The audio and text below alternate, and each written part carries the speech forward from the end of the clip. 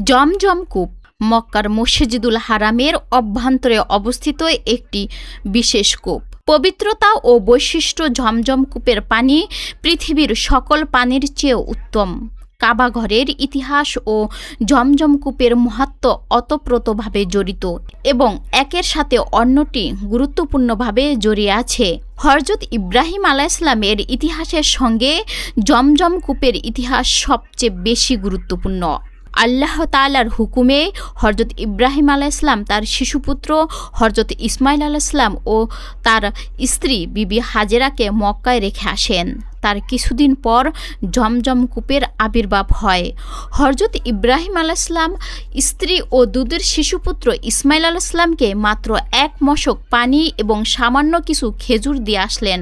হাজেরা মক্কার নির্জন ভূমিতে কয়েকদিন ওই পানি ও খেজুর খেলেন এবং ইসমাইলকে বুকের দুধ পান করালেন, কিন্তু এক সময় মশকের পানি ও খেজুর ফুরিয়ে গেল।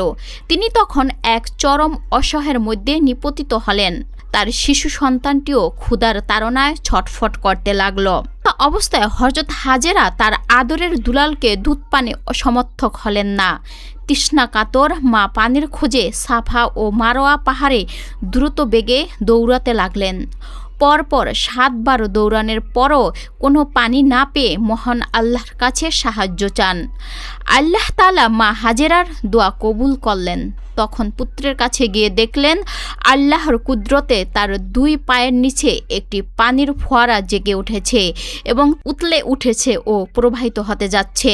বিবি হাজেরা তখন আনন্দিত হলেন এবং চারদিকে পার বেঁধে পানি থামানোর চেষ্টা করলেন। তিনি পানিকে থামার নির্দেশ দিয়ে উচ্চস্বরে বললেন, ঝমঝম, অর্থাৎ থেমে যাও, থেমে যাও। হযরত হাজেরার উচ্চারিত সেই শব্দটি পৃথিবীর সবচাইতে পবিত্র এবং কূপের নাম হয়ে যায় সেই থেকে জমজম কূপ। পরবর্তীতে সেখানে বিভিন্ন গোত্র ও সম্প্রদায়ের মক্কায় মানব বসতির সূচনা ঘটে। তারা জমজম কূপ নিয়ন্ত্রণ করতে লাগলো।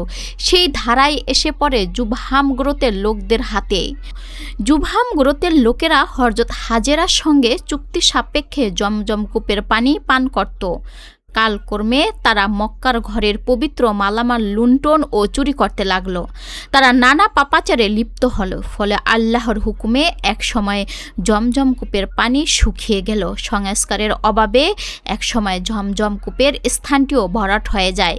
সেই সময়ের মানুষগুলো এই কূপের বরকত ও কল্যাণ থেকে বঞ্চিত হয়ে গেল।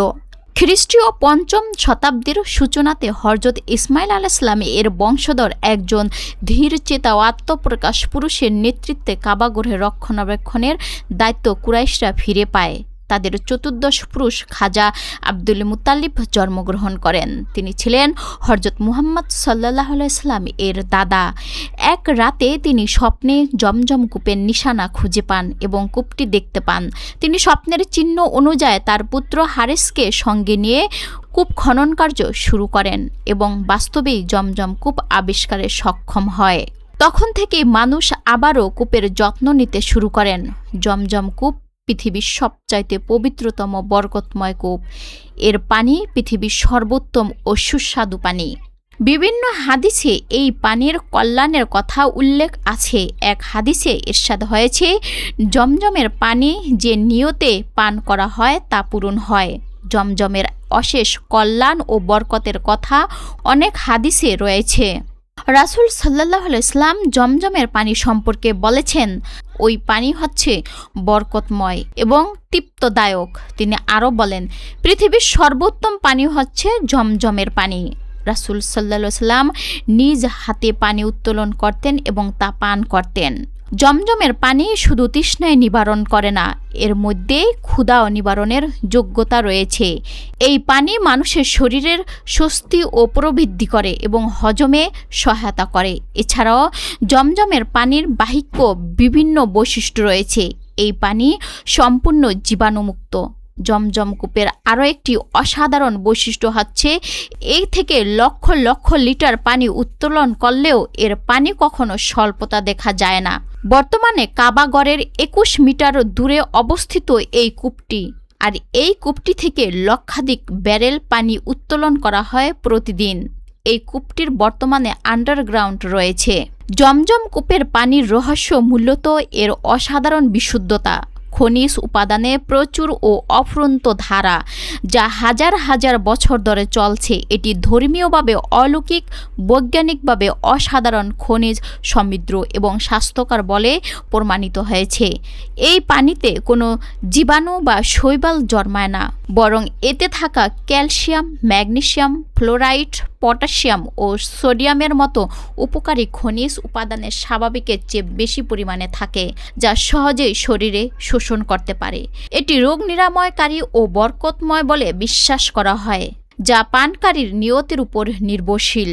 জমজমের পানি পৃথিবীর অন্য যে কোনো পানির চেয়ে বিশুদ্ধ।